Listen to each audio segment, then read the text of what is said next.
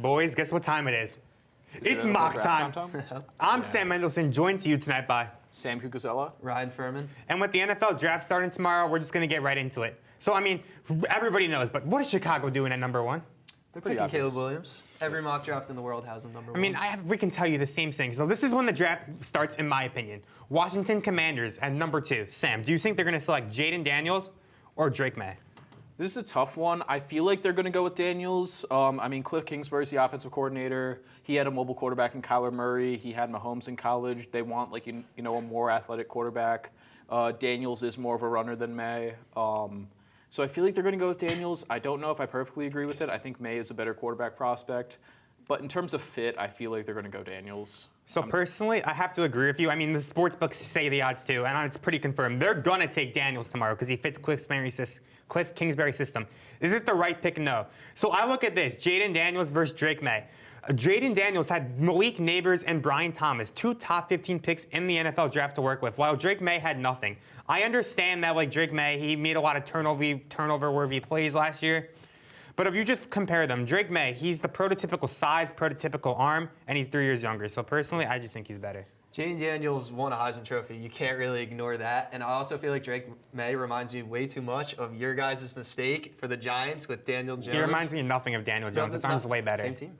Well, I mean, speaking of Drake May, in this mock draft, we have the Patriots sticking at 3. There's a lot of rumors that they could be looking to trade down with Minnesota to jump up for Drake May, or even the Giants. But here, we have them sticking and picking Drake. So let's go to pick 4. I mean, this is the Arizona Cardinals pick. So after the top 3 quarterbacks, this becomes the first pick of the draft. They have their choice at any player, not named the quarterback. Who do you think they take? Marvin Harrison Jr. He was clearly the best wide receiver out of this class. He did wonders for OSU during his entire career. He's the right pick for the Cardinals. I can't argue with Especially it. after losing Hollywood Brown. Also, Kyler Murray, his best year is when he had his best years with DeAndre Hopkins. This is his wide receiver 1. I mean, solidified. Yeah. Pretty obvious. So now at pick 5, what do you think the Chargers do? So I think the Chargers, I feel like they're a team that is trying to somewhat rebuild, but it's more of a retool. I feel like they're going to trade down. I feel like they're going to end up trading with the Vikings because the Vikings love J.J. McCarthy for some reason. Look, I don't get it. I mean, it's going to happen. I don't get it. I don't think he's a scrub, but, like, I mean, there's... I'll tell you why NFL teams liked him. He made big plays when needed. Yeah, but he's basically just Mac Jones 2.0. That, so. I hate the Mac Jones 2.0 comp because he has a much better arm than Mac Jones ever had. Mac Jones can't throw from angles he can or make plays. He's also pretty mobile. And I know a lot of people are like, look at Michael Penix. Look at what Bo Nix did in college. He was a 2-year starter, J.J. McCarthy. He is 21 years old. Penix and Bo Nix are both 24. They will be, if they're drafted, they would be the 2nd and 3rd oldest quarterbacks of all time drafted. Just saying. But they're not going to be much either. So now let's go to my team, my New York Giants at number 6. I will be so happy if this pick comes true. Malik Neighbors, wide receiver from LSU.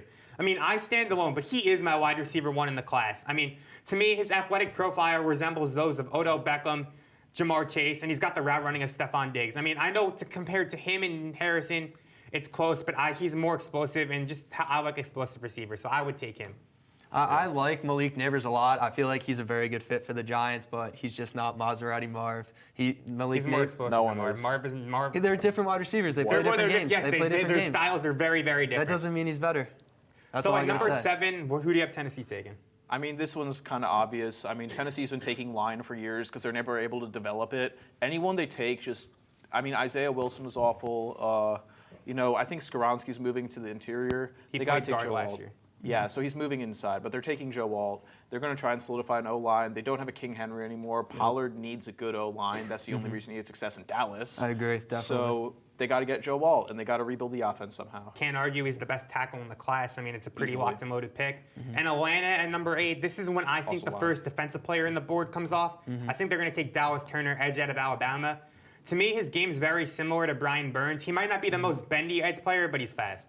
Yeah, I mean, you can't argue with Alabama defense. Their success throughout the years, they got a lot of first-round talent this year. Humphrey, right? Speaking of first-round talent this year, they also got a cornerback, Terrion Arnold, who your Eagles might actually trade up for. I think they're going to take Terrion Arnold if they trade up. If not, either Kool-Aid McKinstry. But let's get back on track. Yeah. At number 8, who do you have the Bears taking? I mean, Rome Odunze is still on the board. Brock Bowers is still on the board. Any offensive tackle other than Old still on the board. So who do you got them going? I mean, they got to take Odunze. I mean, he's like the perfect fit. They have two great receivers in DJ Moore and Keenan Allen, but Allen is, I think, on his last year of his deal, and he's getting up there. Moore, I think, signed an extension Moore's recently. still under contract. Yeah, he's still under contract. But they're going to need like a new wide receiver to pair with Caleb, and they don't really have that many weaknesses, and the draft doesn't really have a defense, so they could get. I was going to say, they do have a lot of weaknesses, but when you have a chance to build around your quarterback, you don't want to got it. create another Justin Fields situation. You got to. And at pick 10, the rumblings in the Jets building have been that this team, they want Brock Bowers. If he's there, Joe Douglas is running up and turning that card in 30 seconds. So I'm going to say ideal. that. Yeah, I agree with Brock Bowers. He's clearly the best tight end in the class, probably the best tight end to come out in a very long time. But Do you need tackle, though, because you got to protect Rodgers. I mean, yeah, very true. But Garrett Wilson can't be the only one catching the football for Rodgers. Mike Williams, they got Xavier Gibson. Mike Williams is the most streaky wide receiver ever. Well, that's it for us. Let's go to Tyler Smith and his hockey playoff predictions.